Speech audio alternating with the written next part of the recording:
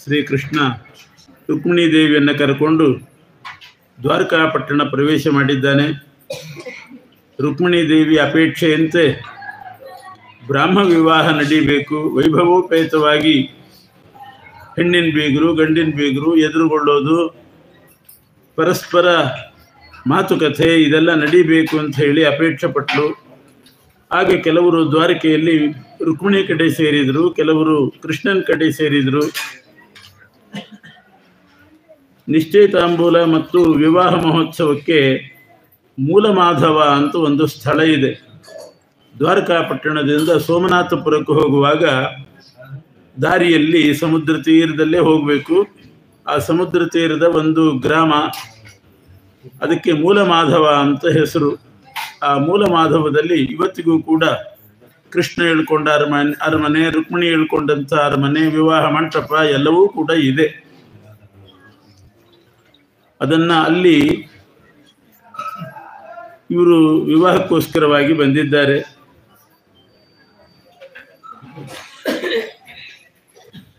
ಮಾತುಕತೆ ಶುರುವಾಗಬೇಕು, ಘಟನಾವಳಿ ನೋಡಬೇಕು. ವಿದ್ವಾಂಸರು, ಪಂಡಿತರು, ಜ್ಯೋತಿಷ್ಕರು ಬಂದು ಘಟನಾವಳಿಯನ್ನು ನೋಡ್ತಾ ಇದ್ದಾರೆ. ಸರ್ವ ವಿಧವಾಗಿಯೂ ಕೂಡ ಜೋಡಿ ಕೂಡಿ ಬಂದಿದೆ. ಆಮೇಲೆ ಹೆಣ್ಣು ಮಕ್ಕಳು, ಹೆಣ್ಣಿನ ಕಡೆಯವರು ಗಂಡಿನ ಕಡೆಯವರು ಪರಸ್ಪರ ಒಬ್ಬರು ಮನೆಗೆ ಒಬ್ಬರು ಹೋಗಿ ಮಂಗಳ ದ್ರವ್ಯವನ್ನು ಕೊಟ್ಟು ಬರಬೇಕು. ಅರಿಶಿಣ, ಕುಂಕುಮ, ಎಣ್ಣೆ ಇವನ್ನೆಲ್ಲ ಕೊಟ್ಟು ಬರಬೇಕು. ಕರ್ಣಾಭರಣ ಅದನ್ನೆಲ್ಲ ಸುವರ್ಣ ಪಾತ್ರೆಯಲ್ಲಿ ಇಟ್ಕೊಂಡು ಪರಸ್ಪರ ಒಬ್ರಿಗೊಬ್ಬರು ಮನೆಗೆ ಹೋಗಿದ್ದಾರೆ. ಅದು ವಾದ್ಯಘೋಷದೊಂದಿಗೆ ಹೋಗಬೇಕು ಅಂತ ಪದ್ಧತಿ. ರತ್ನೋಘ ಪೂರ್ಣ ರವಿವರ್ಣ ಸುವರ್ಣ ಪಾತ್ರೆ, ರತ್ನ ಮುತ್ತು ತುಂಬಿದಂಥ ಸುವರ್ಣ ಪಾತ್ರೆಯಲ್ಲಿ ಸತ್ಕರ್ಣ ಪತ್ರ ಮುಖ ಶೋಭನ ವಸ್ತು ರಾಶಿಂ, ಮಂಗಳ ದ್ರವ್ಯಗಳೇನಿದೆ ಅದನ್ನೆಲ್ಲ ಆ ಹರಿವಾಣದಲ್ಲಿ, ಚಿನ್ನದ ಹರಿವಾಣದಲ್ಲಿ ಇಟ್ಟುಕೊಂಡು ವಿಸ್ತೀರ್ಯ ಶಂಖ ಪಟಹ ಧ್ವನಿ ಪೂರಿತಾಶಾಹ ವಾದ್ಯಘೋಷದೊಂದಿಗೆ ವಧೂಗೃಹಕ್ಕೆ ಬಂದಿದ್ದಾರೆ ನಿಶ್ಚಯ ಮಾಡಲಿಕ್ಕೆ. ನಿಶ್ಚಯಿತಾಂಬೂಲ ವಧೂಗೃಹದಲ್ಲೇ ನಡಿಬೇಕು. ಆದ್ದರಿಂದ ವಧೂಗೃಹಕ್ಕೆ ಬಂದಿದ್ದಾರೆ. ಅಲ್ಲಿ ಮಾತುಕತೆ ಮೊದಲು ಪ್ರಾರಂಭ ಆಯಿತು. ಕುಲ ವಿಚಾರ ಮಾಡಬೇಕು ಅಂತ ಉಂಟು. ಮೊದಲು ಒಳ್ಳೆ ಕುಲದ ಕನ್ಯೆ ತರಬೇಕು, ಒಳ್ಳೆ ಕುಲದವನಿಗೆ ಕೊಡಬೇಕು. ರುಕ್ಮಿಣೀ ದೇವಿ ವಿದರ್ಭ ಕುಲದಲ್ಲಿ ಹುಟ್ಟಿದಂಥವಳು. ಶ್ರೀಕೃಷ್ಣ ವಿದರ್ಭ ಕುಲ ಅಂತಂದ್ರೆ ಅದು ದೊಡ್ಡ ಸಮುದ್ರದ ಹಾಗೆ ಇರುವಂಥ ಕುಲ.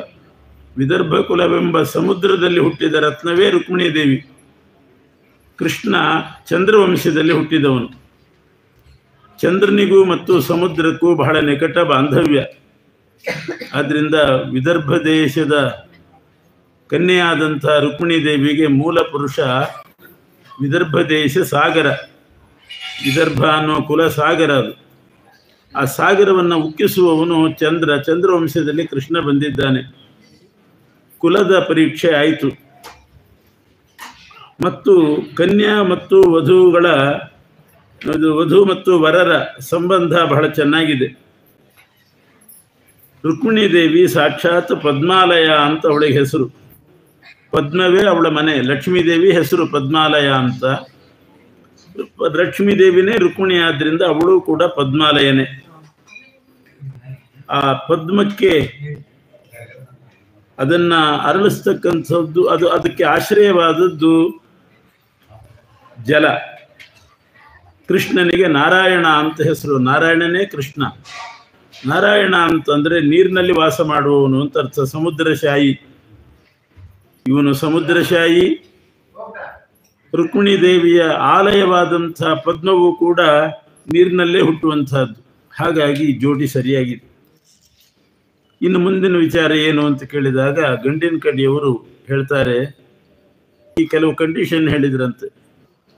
ನಮ್ಮ ಕನ್ಯೆಯನ್ನು ಹುಡುಗನಿಗೆ ಕೊಟ್ಟು ಮದುವೆ ಮಾಡ್ತೇವೆ, ಆದರೆ ಮದುವೆ ಮಾಡಿಕೊಂಡ ಮೇಲೆ ಕೃಷ್ಣ ರುಕ್ಮಿಣಿಯನ್ನ ಯಾವುದೇ ಭಾರದ ಕೆಲಸ ಹಚ್ಚಬಾರ್ದು. 4 ಮೈಲ್ ದೂರ ಹೋಗಿ ಮಡಿ ನೀರು ಕೊಡೋದು ಹೊತ್ಕೊಂಡು ಬಾ ಅಂತ ಇಂಥವೆಲ್ಲ ಹಚ್ಚಬಾರ್ದು. ಯಾವ ಭಾರದ ಕೆಲಸ ಹಚ್ಚಕೂಡ್ದು.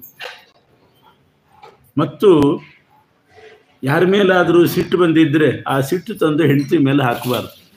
ರುಕ್ಮಿಣೀ ದೇವಿ ಮೇಲೆ ಒಂದು ದಿವಸವೂ ಕೂಡ ಸಿಟ್ಟು ಮಾಡಬಾರ್ದು, ಧ್ವನಿ ಎತ್ತಿ ವಾಯ್ಸ್ ರೈಸ್ ಮಾಡಿ ಮಾತಾಡಬಾರ್ದು. ಯಾಕೆಂದ್ರೆ ನಮ್ಮ ಮನೆಯಲ್ಲಿ ಹಾಗೆ ಬೆಳೆಸಿದ್ದೀವಿ ಅವಳನ್ನು. ಧ್ವನಿ ಎತ್ತೇ ಗೊತ್ತಿಲ್ಲ ಅವಳಿಗೆ, ಧ್ವನಿ ಎತ್ತಿದ್ದು ಕೇಳಿಲ್ಲ. ಇನ್ನೊಂದು ಕಂಡೀಷನ್ ಏನು ಅಂದರೆ, ನಮ್ಮ ಹುಡುಗಿಯನ್ನು ಕೊಡ್ತೇವೆ, ಯಾವಾಗ ನಮಗೆ ಮನೆಯಲ್ಲಿ ಏನಾದರೂ ಸಮಾರಂಭ, ನಮ್ಮ ಕನ್ಯೆ ನಮ್ಮ ಮನೆಗೆ ಬರಬೇಕು ಅಂತ ಅನಿಸಿದಾಗ ನಾವು ಯಾರ ಕೈಲಾದರೂ ಹೇಳಿ ಕಳಿಸ್ತೇವೆ, ನೀವಾಗಿ ತಂದು ಬಿಡಬೇಕು. ಸಮಾರಂಭ ಆದಮೇಲೆ ನೀವೇ ಬಂದು ಕರ್ಕೊಂಡು ಹೋಗೋದು, ಇಷ್ಟೇ. ನಾವು ಬಂದು ಕರ್ಕೊಂಡು ಹೋಗೋದು, ನಾವು ತಂದು ಬಿಡೋದು ಅದೆಲ್ಲ ನಮಗೆ ಸರಿ ಹೋಗೋದಿಲ್ಲ. ಇನ್ನೊಂದು ಕಂಡೀಷನ್ನು, ಕರಿಷ್ಯ ಸೇನಾನ್ಯ ಪತ್ನಿ. ರುಕ್ಮಿಣಿ ಅಂದರೆ ರುಕ್ಮಿಣಿ ಮಾತ್ರ, ಮತ್ತೊಬ್ಬಳನ್ನು ಮದುವೆ ಮಾಡ್ಕೊಳ್ಕೊಡ್ತೀವಿ. ಮತ್ತು ಯಾವಾಗಲೂ ಹೆಣ್ಣಿನ ಕಡೆಯವ್ರನ್ನೇ ಹಚ್ಕೊಂಡಿರ್ಬೇಕು. ಗಂಡಿನ ಕಡೆಯವ್ರನ್ನ ಎಷ್ಟು ಬೇಕೋ ಅಷ್ಟು. ನಮ್ಮ ಕಡೆ ಹೆಣ್ಣಿನ ಕಡೆಯವ್ರು ನಾವು ಬರ್ತಿರ್ತೀವಿ, ಮಾಡ್ತೀವಿ, ನಮಗೆ ಬಹಳ ಉಪಚಾರ ಮಾಡಬೇಕು. ಹೆಣ್ಣಿನ ಬೀಗರ ಕಡೆಯವರು ಅಂತ ನಮ್ಮನ್ನು ಬಹಳ ಗೌರವಿಸಬೇಕು. ಸ್ವಾಂತರ್ಹಿ ವಲ್ಗು ವದನ ವರಯೇದ್ವರಿಷ್ಠಂ. ಇಷ್ಟಕ್ಕೆ ಒಪ್ಪಿಗೆ ಇದ್ದರೆ ನಾವು ಕನ್ಯಾದಾನ ಮಾಡ್ತೇವೆ ಎಂದು. ಕೃಷ್ಣನ ಕಡೆಯವರು ಹೇಳ್ತಾ ಇದ್ದಾರೆ, ಇದು ರುಕ್ಮಿಣಿ ಕಡೆಯವರು ಹೇಳಿದ ಮಾತು. ಕೃಷ್ಣನ ಕಡೆಯವರು ಹೇಳ್ತಾರೆ, ಭಾರದ ಕೆಲಸ ಏನೋ ಹಾಕೋದಿಲ್ಲ. ಈಗಾಗಲೇ ಕೃಷ್ಣ ಒಂದು ಮನೆ ಕಟ್ಟಿಟ್ಟಿದ್ದಾನೆ, 14 ಅಂತಸ್ತಿನ ಮನೆ. ಆ 14 ಅಂತಸ್ತಿನ ಮನೆ ಜವಾಬ್ದಾರಿ ನೋಡಿಕೊಂಡ್ರೆ ಸಾಕಷ್ಟು, ಭಾರದ ಕೆಲಸ ಏನಿಲ್ಲ. 14 ಅಂತಸ್ತಿನ ಮನೆ ಎಲ್ಲಿ ಕಸ ಗುಡಿಸೋದು, ಎಷ್ಟು ಎತ್ತರ ಏರಬೇಕು, ಅದೆಲ್ಲ ಆಗೋದಿಲ್ಲ ಅಂತ ಯೋಚನೆ ಮಾಡಬೇಡಿ. ಅದರಲ್ಲಿ ಮತ್ತು ಅಷ್ಟೇ ಅಲ್ಲ, 14 ಅಂತಸ್ತಿನ ಮನೆ ಕಟ್ಟಿಟ್ಟಿದ್ದಾನೆ ಕೃಷ್ಣ. ಆ ಮನೆಯಲ್ಲಿ ಬಂಗಾರದ ಬೆಟ್ಟ ಇದೆ, ಸುವರ್ಣಾದ್ರಿ, ಆಮೇಲೆ ಬೇಕಾದಷ್ಟು ಭೂಮಿ ಮಾಡಿಟ್ಟಿದ್ದಾನೆ. ಧಾನ್ಯಗಳು, ರತ್ನ, ಲವಣ ಸಮುದ್ರ, ಕ್ಷೀರ ಸಮುದ್ರ, ಕಬ್ಬಿನ ರಸದ ಸಮುದ್ರ, ತುಪ್ಪದ ಸಮುದ್ರ, ಮೊಸರಿನ ಸಮುದ್ರ, ಹಾಲಿನ ಸಮುದ್ರ ಎಲ್ಲ ಮಾಡಿಟ್ಟಿದ್ದಾನೆ. ಈಗಾಗಲೇ ಬೆಳಗ್ಗೆದ್ದು ಹಾಲಿಗೆ ಹೋಗಬೇಕಾಗಿಲ್ಲ, ಮೊಸರು ತರಬೇಕಾಗಿಲ್ಲ, ಮೊಸರಿನ ಸಮುದ್ರನೇ ಮಾಡಿಟ್ಟಿದ್ದಾನೆ. ಹಾಲಿನ ಸಮುದ್ರವೇ ಇದೆ, ಆ ಹಾಲು ಕಾಯಿಸಲೂ ಬೇಕಾಗಿಲ್ಲ, ಹಾಗೇ ಇರ್ತದೆ ಶತಮಾನಗಳು ತನಕ. ಆ ಹಾಲು ಕೆಟ್ಟು ಹೋಗೋದಿಲ್ಲ ಅಂಥದ್ದು, ಮೊಸರು ಹುಳಿ ಆಗೋದಿಲ್ಲ ಅಂಥ ಮೊಸರಿನ ಸಮುದ್ರ, ಸಿಹಿ ಮೊಸರಿನ ಸಮುದ್ರ, ಕ್ಷೀರ ಸಮುದ್ರ ಎಲ್ಲ ಮಾಡಿಟ್ಟಿದ್ದಾರೆ.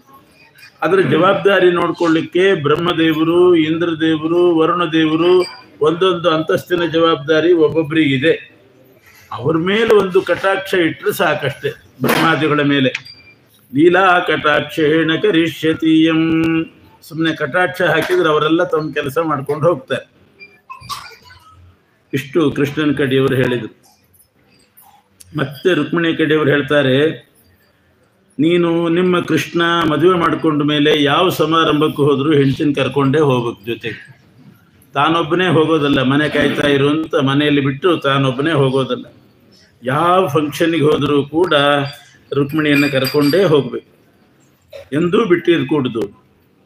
ಅದಕ್ಕೆ ಕೃಷ್ಣನ ಕಡೆಯವರು ಹೇಳಿದರು, ಎಂದೂ ಬಿಟ್ಟಿರೋದಿಲ್ಲ ರುಕ್ಮಿಣಿಯನ್ನು. ರುಕ್ಮಿಣಿ ಇಲ್ಲದ ಜಾಗ ಬಿಡ್ತಾನೆ ಹೊರತು ರುಕ್ಮಿಣಿಯನ್ನು ಎಂದೂ ಬಿಟ್ಟಿರೋದಿಲ್ಲ. ಅವನು ಭೂಮಿಯಲ್ಲಿ ಅವತಾರ ಮಾಡಲಿ, ಮತ್ಸ್ಯ, ಕೂರ್ಮ, ವರಾಹ ಯಾವ ಅವತಾರ ಮಾಡಿದರೂ ಕೂಡ ಜೊತೆಗೆ ಲಕ್ಷ್ಮೀ ದೇವಿಯ ಒಂದು ರೂಪ ಇದ್ದೇ ಇರ್ತದೆ.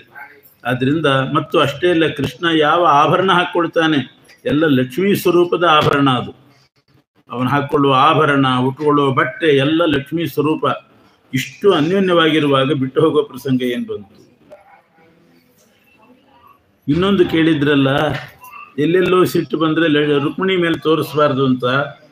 ಇಡೀ ಜಗತ್ತಿನ ಮೇಲೆ ಒಂದು ಸಲ ಪರಮಾತ್ಮನಿಗೆ ಸಿಟ್ಟು ಬರ್ತದೆ ಪ್ರಳಯ ಕಾಲದಲ್ಲಿ. ಇಡೀ ಜಗತ್ತು ನಾಶ ಮಾಡ್ತಾನೆ, ಬ್ರಹ್ಮದೇವರಿಂದ ಹಿಡಿದು ಜಗತ್ತು ನಾಶ ಮಾಡ್ತಾನೆ.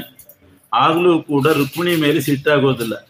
ಅಂಥ ಪ್ರಳಯ ಕಾಲದಲ್ಲಿಯೂ ಕೂಡ ಆ ರುಕ್ಮಿಣಿ ದೇವಿಯ ಭುಜಾಲಿಂಗತನಾಗಿ ಆಲದೆಲೆ ಮೇಲೆ ಮಲಗಿರ್ತಾನಷ್ಟೇ ಹೊರತು ಆವಾಗಲೂ ಕೂಡ ಸಿಟ್ಟು ಮಾಡೋದಿಲ್ಲ. ಇನ್ನು ನಾವು ಹೇಳಿ ಕಳಿಸಿದ ಕೂಡಲೇ ನಮ್ಮ ಮನೆಗೆ ಕಳಿಸ್ಬೇಕು ಅಂತ ಅಂದ್ರಲ್ಲ, ಸಾಧಾರಣವಾಗಿ ರುಕ್ಮಿಣಿಯನ್ನು ದಾನ ಮಾಡಿದವರು, ಕೃಷ್ಣನಿಗೆ ದಾನ ಮಾಡಿದವರು ಮತ್ತೆ ನಮಗೆ ರುಕ್ಮಿಣಿಯನ್ನು ಕಳಿಸು ನಮ್ಮ ಮನೆಗೆ ಅಂತ ಕೇಳೋದಿಲ್ಲ. ಒಂದ್ಸಲ ದೇವರಿಗೆ ದುಡ್ಡು ಕೊಟ್ಟ ಮೇಲೆ ವಾಪಸ್ ಕೊಡ್ರಿ ಅಂತ ಯಾರು ಕೇಳ್ತಾರೆ? ಯಾರೂ ಕೇಳೋದಿಲ್ಲ. ಅಥ ಪ್ರದತ್ತಾಮ ಪಿತ, ಅಕಸ್ಮಾತ್ ಕೇಳಿದರೂ ಕೂಡ ಕೃಷ್ಣ ಕೊಟ್ಟೇ ಕೊಡ್ತಾನೆ. ಅದನ್ನು ಇಮ್ಮಡಿ ಮಾಡಿ ಕೊಡ್ತಾನೆ. ರುಕ್ಮಿಣಿ ಅಂದರೆ ಲಕ್ಷ್ಮಿ, ಸಂಪತ್ತು. ದೇವರಿಗೆ ಕೊಟ್ಟರೆ ಅದನ್ನು ಇಮ್ಮಡಿ ಮಾಡಿ ಕೊಡ್ತಾನೆ. ಯಾಕೆಂದ್ರೆ ಇವರು ಮತ್ತೆ ಪುನಃ ಅಷ್ಟನ್ನು ದೇವರಿಗೆ ಅರ್ಪಣೆ ಮಾಡುವವರು. ಇನ್ನು ಯಾವ ಕನ್ಯೆಯನ್ನು ಕೂಡ ವಿವಾಹ ಮಾಡ್ಕೊಳ್ಬಾರ್ದು ಅಂತ ಹೇಳಿದ್ದಕ್ಕೆ ಹೇಳ್ತಾನೆ, ಯಾವ ಕನ್ಯೆಯನ್ನು ವಿವಾಹ ಮಾಡ್ಕೊಳ್ಳೋದಿಲ್ಲ ರುಕ್ಮಿಣಿಯನ್ನು ಬಿಟ್ಟು. ಆದರೆ 16,108 ಮಂದಿಯನ್ನು ವಿವಾಹ ಮಾಡಿಕೊಂಡಿದ್ದಾನೆ. ಗೋಪಿಕಾ ಸ್ತ್ರೀಯರ ಜೊತೆಗೆ ವಿಹಾರ ಮಾಡಿದ್ದಾನೆ.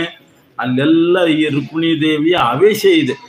ಲಕ್ಷ್ಮಿಯ ಆವೇಶ ಇದ್ದದ್ರಿಂದಲೇ ಪರಸ್ತ್ರೀಯರನ್ನ ಸ್ಪರ್ಶ ಮಾಡ್ತಾನಷ್ಟೇ ಹೊರತು ರುಕ್ಮಿಣಿಯ ಆವೇಶ ಇಲ್ಲದೆ, ಲಕ್ಷ್ಮೀ ದೇವಿ ಆವೇಶ ಇಲ್ಲದೆ ಯಾರನ್ನು ಕೂಡ ಮುಟ್ಟೋದಿಲ್ಲ ಪರಮಾತ್ಮ. ಅಂಥ ನಿಯಮದಲ್ಲಿರ್ತಕ್ಕಂಥವ್ರು. ನಮ್ಮನ್ನೇ ಹೆಂಡತಿ ಬಂಧುಗಳನ್ನೇ ಹಚ್ಚಿಕೊಂಡಿರಬೇಕು ಅಂತ ಹೇಳಿದ್ರಲ್ಲ, ಸ್ಮರಣೆ ಮಾಡ್ತಾ ಇರಬೇಕು ಅಂತ. ಸದಾ ಅವ್ರ ಹಿಂದೆ ಒಂದು ಸಲ ರುಕ್ಮಿಣಿಯನ್ನು ಕೃಷ್ಣನಿಗೆ ದಾನ ಮಾಡಿದ ಮೇಲೆ ಆ ರುಕ್ಮಿಣಿಯ ಬಂಧುಗಳ ಹಿಂದೆ ಮುಂದೆ ಎಡ ಬಲದಿ ಸಂರಕ್ಷಣೆ ಮಾಡ್ತಾನೇ ಇರ್ತಾನೆ. ಸಂಪತ್ತು ಕೊಟ್ಟವರನ್ನ ಬೆನ್ನಿಂದ ಕಾಯ್ತಾ ಇರ್ತಾನೆ. ಹೀಗೆ ಮಾತುಕತೆಗೆ ಒಪ್ಪಂದ ಆಯಿತು. ಇನ್ನು ಮುಹೂರ್ತ ನೋಡ್ರಿ, ಯಾವ ಮುಹೂರ್ತ ಯಾವುದು ಸರಿಯಾಗಿದೆ ಅಂದರೆ ನಿತ್ಯಂ ಮುಹೂರ್ತೋದಯ. ಕೃಷ್ಣ ರುಕ್ಮಿಣಿಗೆ ಮದುವೆ ಮಾಡಲಿಕ್ಕೆ ಯಾವಾಗಲೂ ಮುಹೂರ್ತ ರೆಡಿ ಇದ್ದೇ ಇರ್ತದೆ. ಯಾಕೆ ಅಂದರೆ ಮುಹೂರ್ತ ಅಂದರೆ ಏನು? 5 ಗ್ರಹಗಳು ಉಚ್ಚ ಸ್ಥಾನದಲ್ಲಿರಬೇಕು. ಜಾತಕದಲ್ಲಿ 5 ಗ್ರಹ ಉಚ್ಚ ಸ್ಥಾನ, ಉಳಿದ ಗ್ರಹಗಳು ನೀಚ ಸ್ಥಾನದಲ್ಲಿದ್ದರೆ ಒಳ್ಳೆ ಮುಹೂರ್ತ ಅಂತ ಅರ್ಥ. ಶುಭ ಗ್ರಹ, ನೀಚ ಗ್ರಹಗಳೆಲ್ಲ ನೀಚ ಸ್ಥಾನದಲ್ಲಿರಬೇಕು, ಶುಭ ಗ್ರಹಗಳು ಉಚ್ಚ ಸ್ಥಾನದಲ್ಲಿರಬೇಕು. ಚಂದ್ರ ಶುಭ ಗ್ರಹ ಉಚ್ಚ ಸ್ಥಾನದಲ್ಲಿದ್ದಾನೆ. ರುಕ್ಮಿಣಿ ಕೃಷ್ಣ ಇಬ್ಬರ ಮುಖದಲ್ಲೇ ಚಂದ್ರ ಇದ್ದಾನೆ, ಆದ್ದರಿಂದ ಉಚ್ಚ ಸ್ಥಳ ಆಯಿತು. ಇವರ ಮಂದಹಾಸದಲ್ಲಿ ಬುಧ ಇದ್ದಾನೆ. ಬುಧ ಅಂದರೆ ಆಕಾಶದಲ್ಲಿ ಬುಧ ಕಾಣಿಸೋದೇ ಇಲ್ಲ, ಹೆಚ್ಚಿಗೆ ಬಹಳ ಕಡಿಮೆ ಪ್ರಕಾಶ. ನಕ್ರ ಹಾಗಿರಬೇಕಂತೆ, ನಕ್ಕದ್ದು ಗೊತ್ತಾಗಬಾರ್ದು. ಅಟ್ಟಹಾಸ ಮಾಡಿ ಇದ್ದವ್ರ ಮೈ ಮೇಲೆ ಬಿದ್ದು ಹಾಗೆಲ್ಲ ನಗೋದಲ್ಲ. ನಕ್ರೋ ಇಲ್ಲವೋ ಅಂತನ್ನೋ ಹಾಗೆ ಸ್ವಲ್ಪ ನಗಬೇಕು, ಅದಕ್ಕೆ ಮಂದಹಾಸ ಅಂತಾರೆ. ಬುಧ ಮಂದ ಕಾಂತಿ, ಅದರಿಂದ ಇವರ ಮಂದಹಾಸದಲ್ಲಿ ಬುಧ ಇದ್ದಾನೆ. ಕೈಯಲ್ಲಿ ಅಂಗೈಯಲ್ಲಿ ಸೂರ್ಯ ಇದ್ದಾನೆ. ಇನ್ನು ಮಂಗಳ ಗ್ರಹ ನೀಚ ಗ್ರಹ, ಅವನು ಪಾದದಲ್ಲಿದ್ದಾನೆ. ಅಂದರೆ ಯಾರು ಭಗವಂತನ ಪಾದ ಸ್ಪರ್ಶ ಮಾಡ್ತಾರೆ ಅವರಿಗೆ ಮಂಗಳ ಆಗ್ತದೆ ಅಂತ ಅರ್ಥ. ಅಂಗಾಲ್ನಲ್ಲಿ ಕೇತು ಇದ್ದಾನೆ, ಗಮನದಲ್ಲಿ ಶನಿ ಇದ್ದಾನೆ. ಹೀಗೆ ಎಲ್ಲ ಗ್ರಹಗಳು ಯಾವ್ಯಾವ ಸ್ಥಾನದಲ್ಲಿರಬೇಕು, ಉಚ್ಚ ಸ್ಥಾನ ನೀಚ ಸ್ಥಾನದಲ್ಲಿದ್ದಾರೆ. ಆದ್ದರಿಂದ ನಿತ್ಯಂ ಮುಹೂರ್ತೋದಯ, ಯಾವಾಗಲೂ ಮುಹೂರ್ತ ಇದ್ದದ್ದೇ. ತಾರಾಬಲ ಎಲ್ಲ ನೋಡ್ಬೇಕಲ್ಲ. ಅಂದರೆ ತಾರಾ ಅಂದರೆ ಮಂತ್ರ, ಭಗವಂತನ ಮಂತ್ರವನ್ನು ಯಾರು ಜಪ ಮಾಡ್ತಾರೋ ಅವ್ರಿಗೆ ಯಾವಾಗಲೂ ತಾರಾಬಲ ಇದ್ದೇ ಇರ್ತದೆ. ಬಲ ಇಲ್ಲ ಅನ್ನೋ ಪ್ರಶ್ನೆನೇ ಇಲ್ಲ. ಚಂದ್ರಬಲ, ತಾರಾಬಲ ಎಲ್ಲವೂ ಕೂಡ ಇರ್ತದೆ.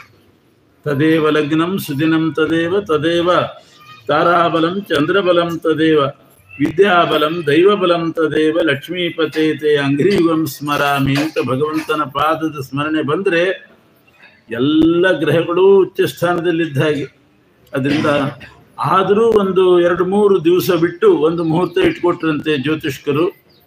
ರುಕ್ಮಿಣಿ ದೇವಿಗೆ ಮಾತ್ರ 2-3 ಕಲ್ಪ ತಡೆದು ಇಟ್ಟ ಹಾಗೆ ಆಯ್ತಂತೆ ಆ ಮುಹೂರ್ತ. ಈ ಜ್ಯೋತಿಷ್ಕರಿಗೆ ಮುಹೂರ್ತ ಸಿಗಲೇ ಇಲ್ವ 3 ಕಲ್ಪದವರೆಗೆ ಅಂತ ಅಂದ್ಕೊಂಡಂತೆ. ಹೀಗೆ ವಿವಾಹೋತ್ಸವವನ್ನು ನಿರ್ಣಯ ಮಾಡಿದ್ದಾರೆ. ಆಮೇಲೆ ಇನ್ನೇನು ಮದುವೆ ಆಗಬೇಕು ಅಂತಂದಾಗ ಶ್ರೀಕೃಷ್ಣ, ನಾನು ಗಂಗಾ ಸ್ನಾನಕ್ಕೆ ಕಾಶಿಗೆ ಹೋಗ್ತೀನಿ ಅಂತ ಹೊರಟು. ಕಾಶಿ ಯಾತ್ರೆಗೆ ಹೋಗುವಾಗ ಬಂದು ತಡಿತಾ ಇದ್ದಾರೆ ಕೃಷ್ಣನ ಕಡೆಯವರು. ಪರಿಹೃತ ಭವಪಾಶ ಶ್ರೀಶ ಮಾಯಾ ಶೌರೇ ಕೃಷ್ಣ ತ್ರಿಭುವನ ಪರಿಗೀತಂ ತೀರ್ಥ ಜಾತಂ ತ್ವಯೀಶೇ.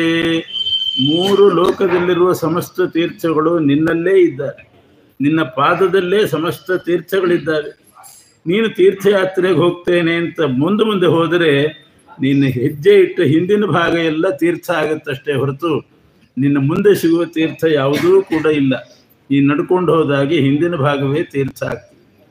ಅಕಸ್ಮಾತ್ ನನಗೆ ಏನೇನು ಪ್ರಸಿದ್ಧವಾದ ತೀರ್ಥಗಳಿದೆ ಅದರ ಸ್ನಾನ ಮಾಡಬೇಕು ಅಂತ ಇಚ್ಛೆ ಬಂದರೆ, ಪ್ರತಿಯೊಬ್ಬರೂ ಪೂಜೆ ಮಾಡುವಾಗ ಮನೆಯಲ್ಲಿ ಕಲಶ ಇಟ್ಟು ನೀರು ತುಂಬಿ ಗಂಗೆ ಚ ಯಮುನೆ ಚೈವ ಗೋದಾವರಿ ಸರಸ್ವತಿ ನರ್ಮದೆ ಸಿಂಧು ಕಾವೇರಿ ಜಲೇಸ್ಮಿನ್ ಸನ್ನಿಧಿಂ ಕುರು ಅಂತ ಆ ಕಲಶೋದಕದಲ್ಲಿ ಗಂಗಾದಿ ನದಿಗಳನ್ನು, ಪುಷ್ಕರಾದಿ ತೀರ್ಥಗಳನ್ನು, ಸಕಲ ಸಮುದ್ರಗಳನ್ನು ಆ ನೀರಿನಲ್ಲಿ ಆವಾಹನೆ ಮಾಡಿ ಸಾಲಿಗ್ರಾಮಕ್ಕೆ ಅಭಿಷೇಕ ಮಾಡ್ತಾರೆ. ಪ್ರತಿನಿತ್ಯ ಅನಂತ ಅನಂತ ರೂಪದಿಂದ ನಿನಗೆ ತೀರ್ಥಾಭಿಷೇಕ ಆಗ್ತಾನೇ ಇರುವಾಗ ನೀನ್ಯಾಕೆ ಗಂಗಾ ಸ್ನಾನಕ್ಕೆ ಕಾಶಿಗೆ ಹೋಗಬೇಕು? ಎಲ್ಲಿ ನಿನ್ನ ಗುಣಕೀರ್ತನ ಮಾಡ್ತಾರೋ ಅಲ್ಲೇ ಸಕಲ ತೀರ್ಥಗಳಿರ್ತಾವೆ ಅಂತ ಉಂಟು. ಎಲ್ಲಿ ನಿನ್ನ ಗುಣಗಾನ ನಡೀತದೆ ಅದೇ ಕ್ಷೇತ್ರ ಉತ್ತಮ ಕ್ಷೇತ್ರ ಅಂತ ಶಾಸ್ತ್ರ ಇದೆ. ಸರ್ವಾಣಿ ತೀರ್ಥಾನಿ ವಸಂತಿ ತತ್ರ ಯತ್ರ ಅಚ್ಯುತೋದಾರ ಕಥಾ ಪ್ರಸಂಗ. ಎಲ್ಲಿ ಭಗವಂತನ ಕಥಾ ಪ್ರಸಂಗ ನಡೀತದೆ ಅಲ್ಲೇ ಸರ್ವ ತೀರ್ಥಗಳ ಸನ್ನಿಧಾನ ಇರ್ತದೆ. ಹೀಗಿರುವಾಗ ನೀನು ಯಾಕೆ ತೀರ್ಥ ಸ್ನಾನಕ್ಕೆ ಹೋಗಬೇಕು? ಇಲ್ಲೇ ಇರು, ಈ ಮೂಲ ಮಾಧವದಲ್ಲೇ ಇರು. ಇದನ್ನೇ ಇಲ್ಲೇ ನೀನು ವಿವಾಹ ಮಾಡಿಕೊಂಡು ಇದನ್ನೇ ದೊಡ್ಡ ಕ್ಷೇತ್ರವನ್ನಾಗಿ ಮಾಡು ಅಂತ ಇವರು ರುಕ್ಮಿಣಿ ಕಡೆಯವರು ಕೃಷ್ಣನನ್ನ ತಡಿತಾ ಇದ್ದಾರೆ. ಮತ್ತು ನಿನಗೆ ಕಾಶಿ, ಮಾನಸ ಸರೋವರ, ಜಾಹ್ನವಿ ನದಿ, ಸರಸ್ವತಿ ನದಿ, ಕಾವೇರಿ ನದಿ, ಕಾಂಚಿ ಕ್ಷೇತ್ರ, ಬದರಿ ಕ್ಷೇತ್ರ ಎಲ್ಲ ಕಡೆ ಹೋಗಬೇಕು ಅಂತ ಅನಿಸಿದರೆ ರುಕ್ಮಿಣಿ ದೇವಿಯಲ್ಲಿ ಎಲ್ಲವೂ ಕ್ಷೇತ್ರಗಳು ಇದ್ದಾವೆ. ಯಾಕೆಂದರೆ ಕಾಶಿ ಹೇಗಿದೆ ಅಂತಂದರೆ ಭೌಗೋಳಿಕವಾಗಿ ಬಿಲ್ಲಿನ ಆಕಾರದಲ್ಲಿ ಇದೆಯಂತೆ. ಹುಬ್ಬು ಹೇಗೆ ವಕ್ರವಾಗಿರ್ತದೆ ಆ ರೀತಿ ಕಾಶಿ ಇದೆಯಂತೆ ಭೌಗೋಳಿಕವಾಗಿ. ಪರೀಕ್ಷೆ ಮಾಡಿದವರು ಹೇಳ್ತಾರೆ ಕಾಶಿ ಇರೋದೇ ಹುಬ್ಬಿನಂತೆ ವಕ್ರವಾಗಿದೆ. ಆದ್ದರಿಂದ ರುಕ್ಮಿಣಿ ದೇವಿಯ ಹುಬ್ಬೇ ಕಾಶಿ ಅಂತ ಭಾವಿಸಿ. ರುಕ್ಮಿಣಿ ದೇವಿಯ ನಾಭಿ ಅಂದರೆ ಆಳವಾಗಿರಬೇಕು ಹೊಕ್ಕಳು. ಮಾನಸ ಸರೋವರ ಆಳವಾಗಿದೆ. ರುಕ್ಮಿಣಿ ದೇವಿಯ ನಾಭಿಯಲ್ಲೇ ಮಾನಸ ಸರೋವರ ಇದೆ ಅಂತ ತಿಳ್ಕೊ. ರುಕ್ಮಿಣಿ ದೇವಿ ಹಾಕ್ಕೊಂಡಿರ್ತಕ್ಕಂಥ ಮುತ್ತಿನ ಸರ, ಬಿಳಿ ಮುತ್ತಿನ ಸರ, ಅದೇ ಗಂಗಾ ನದಿ ಅಂತ ತಿಳ್ಕೊ. ಗಂಗಾ ನದಿ ಬಿಳಿ ನೀರು, ಮುತ್ತು ಬಿಳಿ ಇರ್ತದೆ. ಅದರಿಂದ ಅವಳು ಹಾಕ್ಕೊಂಡ ಮುತ್ತಿನ ಸರವೇ ಜಾಹ್ನವಿ ನದಿ. ಸರಸ್ವತಿ ನದಿ ಅದು ಗುಪ್ತಗಾಮಿನಿ, ಕಾಣಿಸೋದಿಲ್ಲ. ಹೆಣ್ಣು ಮಕ್ಕಳು ವಸ್ತ್ರ ಉಡುವಾಗ ಒಂದು ನೀವಿ ಅಂತ ಒಂದು ಸುತ್ತಕೊಂಡು ಇಟ್ಕೊಳ್ತಾರೆ, ಅದು ಗುಪ್ತವಾಗಿರ್ತದೆ. ನೀವಿ ದಿವ್ಯ ಸರಸ್ವತಿ. ಆ ರುಕ್ಮಿಣಿ ದೇವಿಯ ತಲೆ ಕೂದಲನ್ನೇ ಕಾವೇರಿ ಅಂತ ಭಾವಿಸು. ಕಾಂಚಿ ಅಂತಂದ್ರೆ ಒಂದೊಂದು ಕ್ಷೇತ್ರ. ಇನ್ನೊಂದು ಅರ್ಥ ಕಾಂಚಿ ಅಂತಂದ್ರೆ ಸೊಂಟದಲ್ಲಿ ಹಾಕೊಳ್ತಕ್ಕಂಥ ಒಂದು ಚಿನ್ನದ ಬೆಲ್ಟ್ ಇದ್ದ ಹಾಗಿರ್ತದೆ, ಅದಕ್ಕೆ ಕಾಂಚಿ ಅಂತ ಕರೀತಾರೆ ಸಂಸ್ಕೃತದಲ್ಲಿ. ರುಕ್ಮಿಣಿ ದೇವಿ ಆ ಆಭರಣವನ್ನು ಧರಿಸಿದ್ದಾಳೆ, ಒಡ್ಯಾಣ ಅಂತಾರೆ. ಅದನ್ನೇ ಕಾಂಚಿ ಕ್ಷೇತ್ರ ಅಂತ ಭಾವಿಸು. ಕುಚೋಚ್ಚ ಬದರಿ, ಉನ್ನತವಾದಂಥದ್ದು ಬದರಿ ಕ್ಷೇತ್ರ, ಅದು ರುಕ್ಮಿಣಿ ದೇವಿಯಲ್ಲೇ ಇದೆ. ಕಾವೇರ್ಯಂತರಗಾಸ್ಯ ಚಂದ್ರ ಸರಸೀಂ, ಚಂದ್ರ ಪುಷ್ಕರಣಿ. ಕಾವೇರಿಯ ಎರಡು ಭಾಗದಲ್ಲಿ ಮಧ್ಯದಲ್ಲಿ ಚಂದ್ರ ಪುಷ್ಕರಣಿ ಇದೆ. ಎರಡು ಕಣ್ಣಿನ ನಡುವಿರುವ ಭಾಗವೇ ಚಂದ್ರ ಪುಷ್ಕರಣಿ ಅಂತ ಭಾವಿಸು.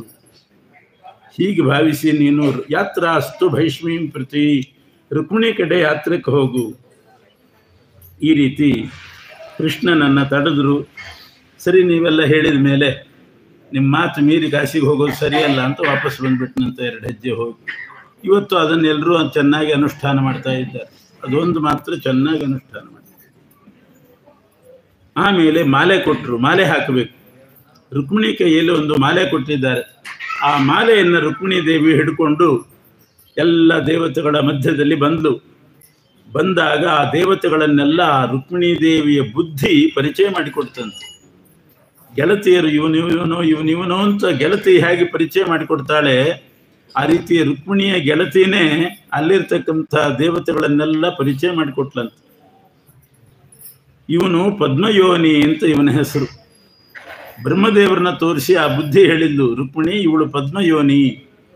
ಸೃಷ್ಟಿಯ ಆದಿಯಲ್ಲಿ ಪರಮಾತ್ಮನ ನಾಭಿಯಲ್ಲಿ ಒಂದು ಪದ್ಮ ಹುಟ್ಟಿತು. ಆ ಪದ್ಮದಲ್ಲಿ ಹುಟ್ಟಿದವನು ಇವನಾದ್ದರಿಂದ ಇವನನ್ನು ಪದ್ಮಯೋನಿ ಅಂತ ಕರೀತಾರೆ. ಸ್ವಯಂಭೂ ಅಂತ ಹೆಸರು ಇವನಿಗೆ. ಇನ್ನೊಂದು ಹೆಸರಿದೆ, ಒಂದೊಂದು ಊರಲ್ಲೂ ಒಂದೊಂದು ಹೆಸರಿಟ್ಕೊಂಡು ಓಡಾಡ್ತಿರ್ತಾರೆ ಕೆಲವು. ಇವನನ್ನು ಪದ್ಮಯೋನಿ ಅಂತ ಕರೀತಾರೆ. ಸ್ವಯಂ ಅಂದರೆ ಪರಮಾತ್ಮ, ಅವನಿಂದ ಹುಟ್ಟಿದವನಾದ್ರಿಂದ ಸ್ವಯಂಭೂ ಅಂತ ಹೆಸರು. ಅಂದರೆ ವಿಷ್ಣುವಿನಿಂದ ಹುಟ್ಟಿದ್ರಿಂದ ಅಜ ಅಂತ ಹೆಸರು. ಆತ್ಮ ಅಂದರೆ ಪರಮಾತ್ಮ, ಆ ಪರಮಾತ್ಮನ ಮಗನಾದ್ರಿಂದ ಆತ್ಮಯೋನಿ ಅಂತ ಹೆಸರು. ಇವನ ತಲೆಯಲ್ಲಿ ಯಾವಾಗಲೂ ವೇದಗಳಿದ್ದೇ ಇರ್ತದೆ, ಬ್ರಹ್ಮದೇವರ ತಲೆಯಲ್ಲಿ. ಆದ್ರಿಂದ ವೇದಗರ್ಭ ಅಂತ ಅವನಿಗೆ ಹೆಸರಿದೆ. ಹಿಂದೆ ಹುಟ್ಟಿದ ಕೂಡಲೇ ತಂದೆಯನ್ನು ನೋಡಬೇಕು ಅಂತ 50 ವರ್ಷಗಳ ಕಾಲ ತಪಸ್ಸು ಮಾಡಿದಂಥ ಮಹಾನುಭಾವ ಈತ. ಆಮೇಲೆ ಭಗವಂತನ ಸಾಕ್ಷಾತ್ಕಾರ ಪಡ್ಕೊಂಡವನು, ದಿವ್ಯವಾದ ರೂಪವನ್ನು ನೋಡಿದವನು. ಪರಮಾತ್ಮನ ಆಜ್ಞೆಯಂತೆ ಇಡೀ ಜಗತ್ತನ್ನು ಸೃಷ್ಟಿ ಮಾಡುವ ಕೆಲಸವನ್ನು ಹೊತ್ತುಕೊಂಡಿದ್ದಾನೆ. ಸೃಷ್ಟಿಕರ್ತ ಬ್ರಹ್ಮ ಅಂತ ಕರೆಸ್ಕೊಂಡಿದ್ದಾನೆ. ಹೀಗೆ ಬುದ್ಧಿಗೆಳತೆ ಹೇಳಿದ್ದು. ಅವನ ಪಕ್ಕದಲ್ಲಿ ಇನ್ನೊಬ್ಬ ಇದ್ದ. ಇವನಿದ್ದಾನಲ್ಲ, ಇವನು ಜೀವೋತ್ತಮ ಅಂತ ಕರೀತಿರ್ತಾರಲ್ಲ, ಇವನೇ ಅವನು. ಜೀವೋತ್ತಮ ಅಂದರೆ ಎಲ್ಲ ಇಂದ್ರಿಯಗಳ ಅಧಿಪತಿಯಾಗಿರ್ತಕ್ಕಂಥ ಮುಖ್ಯ ಪ್ರಾಣದೇವರು ಇವರು. ಬ್ರಹ್ಮದೇವರಿಗೆ ಸಮಾನರಾಗಿದ್ದಾರೆ, ಹೆಚ್ಚಿಲ್ಲ ಕಡಿಮೆ ಇಲ್ಲ. ಹಿಂದೊಮ್ಮೆ ಯಾರು ದೊಡ್ಡವರು ಅಂತ ವಿವಾದ ಬಂದಾಗ ಈ ಮುಖ್ಯ ಪ್ರಾಣದೇವರು ನಾನೇ ದೊಡ್ಡವನು, ಜೀವೋತ್ತಮ ಅಂತ ಜಗತ್ತಿಗೆ ಸಾಬೀತುಪಡಿಸಿದವರು. ಯಾರು ದೊಡ್ಡವರು ಅಂತ ವಿವಾದ ಬಂತು. ಬ್ರಹ್ಮದೇವರು ಹೇಳಿದ್ರಂತೆ, ದೇಹದಲ್ಲಿರುವ ದೇವತೆಗಳ ಪೈಕಿ ಯಾರು ಬಿಟ್ಟು ಹೋದಾಗ ದೇಹ ಕುಸಿದು ಬೀಳುತ್ತದೋ ಅವರು ದೊಡ್ಡವರು ಅಂತ. ಚಂದ್ರ ಬಿಟ್ಟು ಹೋದ, ದೇಹ ಬೀಳಲಿಲ್ಲ. ಸೂರ್ಯ ಬಿಟ್ಟು ಹೋದ, ದೇಹ ಬೀಳಲಿಲ್ಲ. ಎಲ್ಲರೂ ಬಿಟ್ಟು ಹೋದ್ರು, ದೇಹ ಬೀಳಲಿಲ್ಲ. ಪ್ರಾಣದೇವರು ಹೋದ್ಮೇಲೆ ಮಾತ್ರ ದೇಹ ಬಿದ್ದೋಯ್ತು. ಆದ್ದರಿಂದ ಜೀವೋತ್ತಮ ಅಂತ ಸಾಬೀತುಪಡಿಸಿದವನು ಇವನು. ಪ್ರತಿಯೊಬ್ಬ ಜೀವರು, ಕೋಟಿ ಕೋಟಿ ಜೀವರಿದ್ದಾರೆ. ಪ್ರತಿಯೊಬ್ಬ ಜೀವರ ಹೃದಯದಲ್ಲಿದ್ದುಕೊಂಡು ಹಂಸ ಸೋಹಂ ಸ್ವಾಹ ಅಂತ ಒಂದು ಕ್ಷಣ ಬಿಡದೇನೆ ಹಂಸ ಮಂತ್ರ ಜಪ ಮಾಡ್ತಾ ಇರ್ತಾನೆ. ಅಷ್ಟು ಜಪಶೀಲನಾಗಿದ್ದಾನೆ ಈ ಮುಖ್ಯ ಪ್ರಾಣ.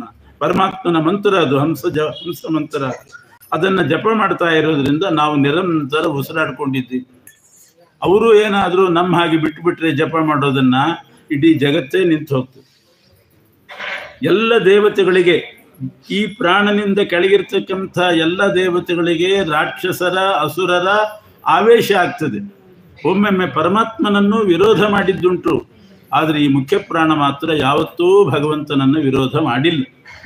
ಅಂಥ ಮಹತ್ವ ಇವನ.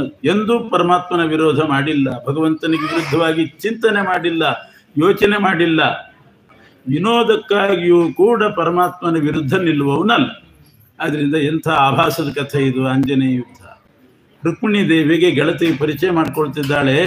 ಈ ವಾಯುದೇವರೇ ಹನುಮ ಭೀಮ ಮಧ್ವರಾಗಿ ಅವತಾರ ಮಾಡಿದ್ದಾರೆ. ಪರಮಾತ್ಮನ ವಿಷಯದಲ್ಲಿ ಒಂದು ಸಲವೂ ಕೂಡ ಇವರಿಗೆ ಬುದ್ಧಿ ವ್ಯತ್ಯಾಸ ಆಗೋದಿಲ್ಲ. ಅಂಥ ಶುದ್ಧ ಬುದ್ಧಿ ಉಳ್ಳವರು ವಾಯುದೇವರು.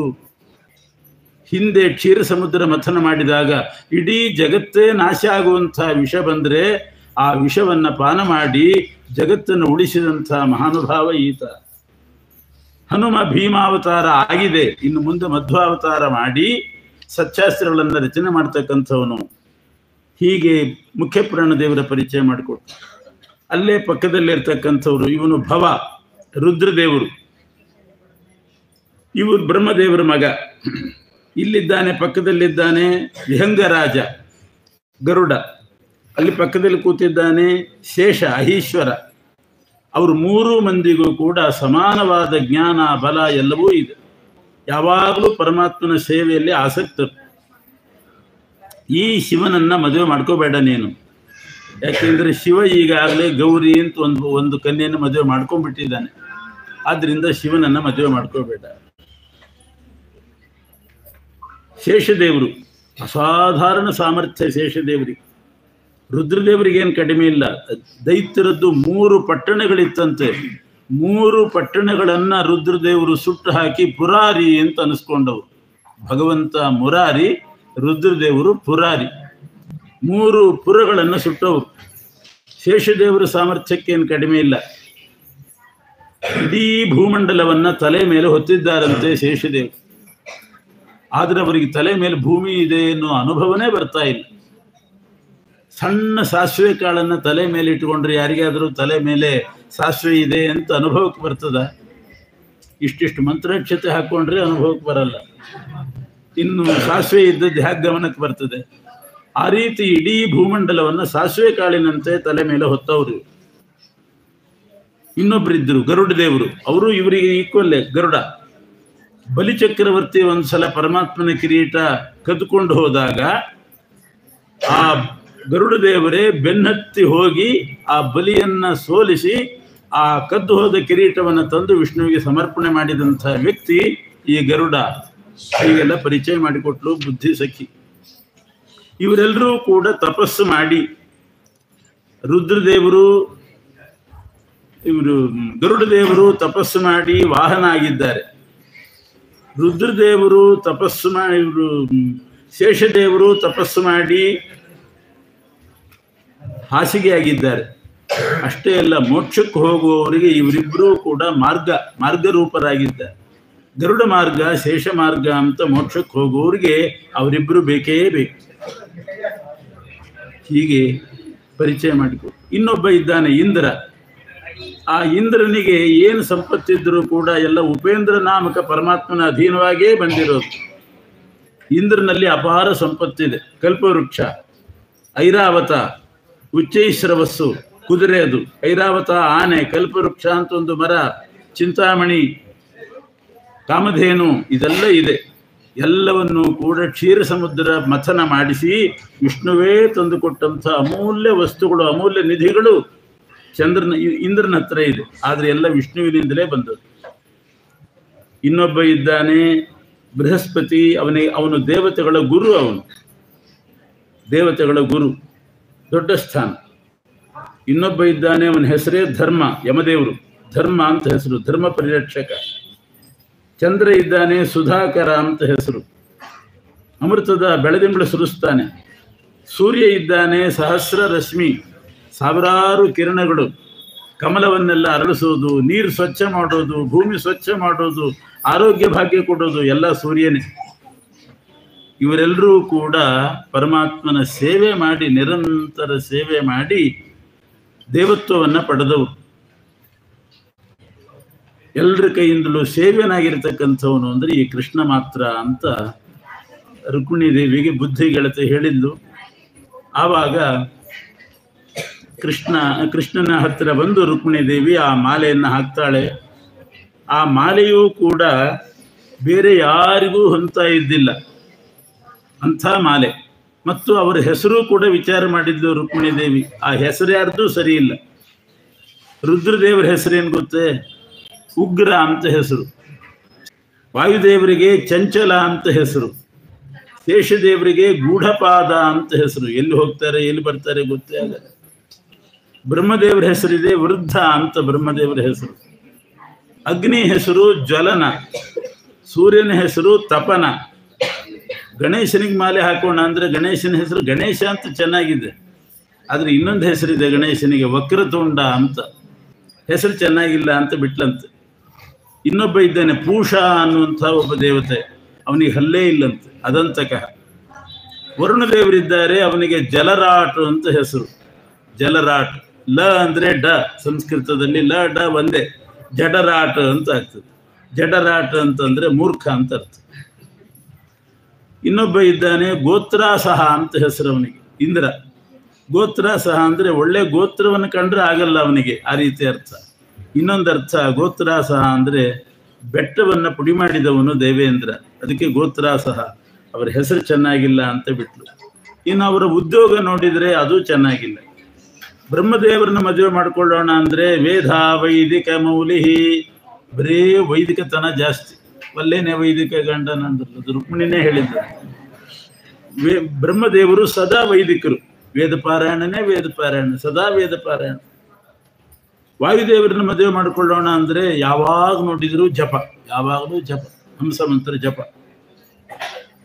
ರುದ್ರದೇವರನ್ನ ಮದುವೆ ಮಾಡಿಕೊಳ್ಳೋಣ ಅಂದರೆ ವೈರಾಗ್ಯ. ಬೇರೆಯವರಿಗೆಲ್ಲ ಬೇಕಾದಷ್ಟು ಸಂಪತ್ತು ಕೊಡ್ತಾರೆ, ಅವರು ಹುಟ್ಟದ್ದು ವ್ಯಾಘ್ರ ಚರ್ಮ. ಇಂಥ ವೈರಾಗ್ಯಶಾಲಿ ಹೆಣ್ಮಕ್ಕಳು ಹುಟ್ಟು ಹರಿಸ್ತಾರಂತೆ, ಪಿತೃಗಳು ಉಂಡು ಹರಿಸ್ತಾರಂತೆ. ಹುಟ್ಟು ಹರಿಸೋದು ಅವರು, ಉಂಡು ಹರಿಸೋರು ಪಿತೃಗಳು. ಒಳ್ಳೆ ಅಡಿಗೆ ಮಾಡಿದರೆ ಅವತ್ತು ಶ್ರಾದ್ದ ದಿವಸ ಪಿತೃಗಳಿಗೆ ತೃಪ್ತಿ ಅಂತೆ. ಅದರಿಂದ ರುದ್ರದೇವರು ವೈರಾಗ್ಯಶಾಲಿಗಳು, ಬರೀ ವ್ಯಾಘ್ರ ಚರ್ಮ ಉಟ್ಕೊಂಡಿದ್ದಾರೆ, ಬೇಡ. ಇಂದ್ರನ ಮದುವೆ ಮಾಡಿಕೊಳ್ಳೋಣ ಅಂದರೆ ಇಂದ್ರನ ಪೋಸ್ಟ್ ಚೆನ್ನಾಗಿದೆ, ಸ್ವರ್ಗಾಧಿಪತಿ, ಆದರೆ ಯಾವಾಗಲೂ ಬ್ಯುಸಿ. ಆದ್ದರಿಂದ ಇಂದ್ರ ಆ ರೀತಿ. ಸೂರ್ಯ ಪರ್ಯಟನ ಪ್ರಿಯ, ಸದಾ ತಿರುಗೋದು ಸೂರ್ಯ, ಮೇರು ಪರ್ವತಕ್ಕೆ ಸುತ್ತ ಹಾಕ್ತಾನೇ ಇರ್ತಾನೆ. ಶಶಿ ಚಂದ್ರನಿಗೆ ದೋಷಾಕರ ಅಂತ ಹೆಸರು. ಮನ್ಮಥ ಎಲ್ಲ ಸರಿ, ಆದರೆ ಅನಂಗ ಅಂತ ಅವನಿಗೆ ಹೆಸರು, ಅಂಗವೇ ಇಲ್ಲ. ಏನು ಮಾಡಿ ಕಮಲ ಬೌರೇ ಯದು ನಾಂಪತಿಂ. ಅದರಿಂದ ಇವ್ರನ್ನೆಲ್ಲ ಬಿಟ್ಟು ಇನ್ನು ಬ್ರಹ್ಮದೇವರನ್ನ ಮದುವೆ ಮಾಡಿಕೊಳ್ಳೋಣ ಅಂದರೆ ಬ್ರಹ್ಮ ಮಗ ಆಗಬೇಕು, ಶೇಷ ಹಾಸಿಗೆ ಆಗಬೇಕು, ಗರುಡ ರಥ ಆಗಬೇಕು. ರುದ್ರದೇವರು ಪರಮಾತ್ಮನ ಪಾದಧೂಳಿಯನ್ನೇ ಪಾದೋದಕವನ್ನೇ ಶಿರಸಾಧರಿಸಿದ ಗಂಗಾಧರ. ಇನ್ನು ಇಂದ್ರ ಪರಮಾತ್ಮ ಕೊಟ್ಟಂಥ ಸಾಮ್ರಾಜ್ಯವನ್ನೇ ಅನುಭವಿಸಬೇಕೇ ಹೊರತು ಸ್ವತಂತ್ರ ಅಲ್ಲ. ಚಂದ್ರ ಸೂರ್ಯ ಯಾವಾಗಲೂ ಭಗವಂತನ ಪಾದಾಸಕ್ತರು. ಹಾಗಾಗಿ ಸುದತಿ ಸಾದ್ವಾರಕ ನಾಯಕಂ, ಕೃಷ್ಣನಿಗೆ ಮಾಲೆ ಹಾಕಬೇಕು ಅಂತ ತೀರ್ಮಾನ ಮಾಡಿದ್ರು. ಆ ಮಾಲೆ ತಯಾರು ಮಾಡೋರು ಕೂಡ ಯಾರು ಹೇಳಿದ್ರೋ ತಾವೇ ಮಾಡಿದ್ರೋ ಗೊತ್ತಿಲ್ಲ, ಅಂತೂ ಆ ಮಾಲೆಯಲ್ಲಿ ಸಂಪಿಗೆ ಹೂ ಸೇರಿಸಿದ್ರಂತೆ. ಸಂಪಿಗೆ ಹೂ ಸೇರಿಸಿದ್ರಿಂದ ಬ್ರಹ್ಮನಿಗೆ ಹಾಕೋ ಹಂಗಿಲ್ಲ, ಯಾಕೆ ಬ್ರಹ್ಮದೇವರಿಗೆ ಸಂಪಿಗೆ ಹೂ ನಿಷಿದ್ಧ. ಕಮಲ ಸೇರಿಸಿದ್ರು. ಯಾವೈ ಚಂಪಕ ಸಂಪದ ಅಬ್ಜವಸತೆ ದೂರ್ವಾಶ್ರಿಯ ಸ್ವಾತ್ಮನಃ, ಗರಿಕೆ ಸೇರಿಸಿದ್ರು. ಲಕ್ಷ್ಮೀ ದೇವಿ ಗರಿಕೆ ಬರಲ್ಲ, ತಾನು ಹಾಕೋ ಹಾಗಿಲ್ಲ. ಲಕ್ಷ್ಮೀ ದೇವಿ ಗರಿಕೆಯಿಂದ ಪೂಜೆ ಮಾಡಬಾರ್ದು. ಕೇದಿಗೆ ಹೂ ಸೇರಿಸಿದ್ರು. ರುದ್ರದೇವರಿಗೆ ಕೇದಿಗೆ ಬರಲ್ಲ. ನೈದಿಲೆ ಹೂ ಸೇರಿಸಿದ್ರು. ಅಂಬೋಜ ಕಮಲ ಸೇರಿಸಿದ್ರು, ಅದು ಚಂದ್ರನಿಗೆ ಬರಲ್ಲ. ನೈದಿಲೆ ಹೂ ಸೇರಿಸಿದ್ರು, ಸೂರ್ಯನಿಗೆ ನಿಷಿದ್ಧ. ತುಳಸಿನೂ ಸೇರಿಸಿದ್ರು, ಗಣಪತಿಗೆ ನಿಷಿದ್ಧ. ಅಂತೂ ಎಲ್ಲ ದೇವತೆಗಳಿಗೆ ನಿಷಿದ್ಧವಾದರೂ ಒಂದೊಂದು ಹೂ ಸೇರಿಸಿಬಿಟ್ಟಿದ್ರು. ಯಾರಿಗೂ ಹಾಕೋ ಹಾಗಿಲ್ಲ. ಪರಮಾತ್ಮನಿಗೆ ಇದು ಯಾವುದೂ ನಿಷಿದ್ಧ ಅಲ್ಲ. ಅವನಿಗೆ ಸಂಪಿಗೆನೂ ಬರುತ್ತೆ, ದೂರ್ವಾ ಬರುತ್ತದೆ, ಎಲ್ಲ ಬರ್ತದೆ. ಈ ಗಂಧ ಇಲ್ಲದೆ ಇರೋ ಕೆಲವು ಹೂವಿದೆ ನೋಡಿ, ಅದು ಬರಲ್ಲ ಅಷ್ಟೇ. ಹೀಗೆ ಆ ಮಾಲೆಯನ್ನು ನೋಡಿ ಇನ್ಯಾರಿಗೂ ಹಾಕೋ ಹಾಗಿಲ್ಲ ಅಂತ ರುಕ್ಮಿಣೀ ದೇವಿ ಕೃಷ್ಣನಿಗೆ ಹಾಕಿದ್ದು. ಎಲ್ಲ ಮುತ್ತೈದೆಯರು, ಪುರುಷರು ಸಂಗೀತ ಮಂಗಲ ಕಥಾ ಸಮಲಂಕೃತಾಂಗ್ಯ, ಬಹಳ ಅಲಂಕಾರ ಮಾಡಿಕೊಂಡು ಬಂದಿದ್ರು ಕೃಷ್ಣ ರುಕ್ಮಿಣಿಯ ವಿವಾಹ ಮಹೋತ್ಸವಕ್ಕೆ ಅಂತ. ಅಷ್ಟೇ ಅಲಂಕಾರ ಮಾಡಿಕೊಂಡು ಬಂದು ಸಂಗೀತ ಮಂಗಲ ಕಥಾ, ಸಂಗೀತ ಮಂಗಲ ಕಥೆ ಹಾಡುಗಳನ್ನು ಹಾಡ್ತಾ ಸುವರ್ಣಾಸನದಲ್ಲಿ ಕೂತಂಥ, ಬಂಗಾರದ ಸಿಂಹಾಸನದಲ್ಲಿ ಕೂತ ಕನ್ಯಾವರರ ಮೇಲೆ ಮಂತ್ರಾಕ್ಷತೆ ಹಾಕಿ ನಮಗೂ ಕೂಡ ಅಕ್ಷಯವಾದ ಫಲ ಕೊಡು ಅಂತ ಪ್ರಾರ್ಥನೆ ಮಾಡಿದ್ದಾರೆ. ಆಮೇಲೆ ಲಾಜಹೋಮ ಅನ್ನೋದು ಮರುದಿವಸ ನಡೀತು. ಆಮೇಲೆ ನಾಗಬಲಿ ಅಂತ ಇನ್ನೊಂದು ಕಾರ್ಯಕ್ರಮ. ಶೇಷದೇವರನ್ನ ಹಾಸಿಗೆಯಾಗಿ ಪರಮಾತ್ಮ ಕರ್ಕೊಂಡ ಮೇಲೆ ಭೂಮಿ ಹೊರಲಿಕ್ಕೆ ಬೇಕಲ್ಲ, ಅದಕ್ಕೆ ಆನೆಗಳಿಗೆ ಜವಾಬ್ದಾರಿ ಕೊಟ್ಟನಂತೆ, ನೀವು ಭೂಮಿ ಹೊತ್ತಿರ್ರಿ ಅಂತ. ನಾಗ ಅಂದ್ರೆ ಆನೆ. ಈಗ ಅದನ್ನ ನಾಗೋಲಿ ಅಂತ ಕರೀತಾರೆ, ಅಪಭ್ರಂಶ ಮಾಡಿ. ನಾಗಬಲಿ ಅಂತ ಅದರ ಹೆಸರು. ನಾಗ ಅಂದ್ರೆ ಆನೆಗಳಿಗೆ ಪೂಜೆ ಮಾಡಿ ಅದಕ್ಕೆ ಬಲಿ ಕೊಟ್ಟು ಶೇಷನ್ನ ನಾನು ಹಾಸಿಗೆಯಾಗಿ ಮಾಡ್ಕೋತೀನಿ, ನೀವು ಭೂಮಿಯನ್ನು ಹೊತ್ತಿರ್ರಿ ಅಂತ ಪ್ರಾರ್ಥನೆ ಮಾಡಬೇಕು. ಈ ರೀತಿ ನಾಗಬಲಿ ಕಾರ್ಯಕ್ರಮವು ಕೂಡ ನಡೀತು. ಅನಂತರ ಶ್ರೀಕೃಷ್ಣ ರುಕ್ಮಿಣಿಯನ್ನು ಕರೆಕೊಂಡು ದ್ವಾರಕೆಯಲ್ಲಿ ವಾಸ ಮಾಡಿದ್ದಾನೆ. ಆ ದ್ವಾರಕಾ ಅಂತನ್ನೋದು ಕೃಷ್ಣ ರುಕ್ಮಿಣಿಯರಿದ್ದರಿಂದ ಶ್ರೇಯಸ್ಸಿನ ಸಕಲ ಮಂಗಳ ಕಾರ್ಯಗಳ ದ್ವಾರವೇ ಆದಂತಾಗಿದೆ. ಅಂಥ ಕೃಷ್ಣ ರುಕ್ಮಿಣಿಯರ ವಿವಾಹ ಮಹೋತ್ಸವವನ್ನು ಅಲ್ಲಿ ವರ್ಣನೆ ಮಾಡಿದ್ದಾರೆ. ಆಮೇಲೆ ರುಕ್ಮಿಣಿಯಲ್ಲಿ ಪ್ರದ್ಯುಮ್ನ ಅನ್ನುವ ಮಗ ಹುಟ್ಟಿದ. ಪ್ರದ್ಯುಮ್ನನಿಗೆ ಅನಿರುದ್ಧ ಹುಟ್ಟಿದ. ಅನಿರುದ್ಧನಿಗೆ ವಜ್ರ ಅನ್ನುವಂಥ ಮಗ ಹುಟ್ಟಿದ್ದಾನೆ. ಅಲ್ಲಿಯವರೆಗೆ ಶ್ರೀಕೃಷ್ಣನ ಕಥೆಯನ್ನು ಮುಂದಿನ ಭಾಗ ಎಲ್ಲ ಸಂಕ್ಷಿಪ್ತಗೊಳಿಸಿ ಹೇಳಿದ್ದಾರೆ.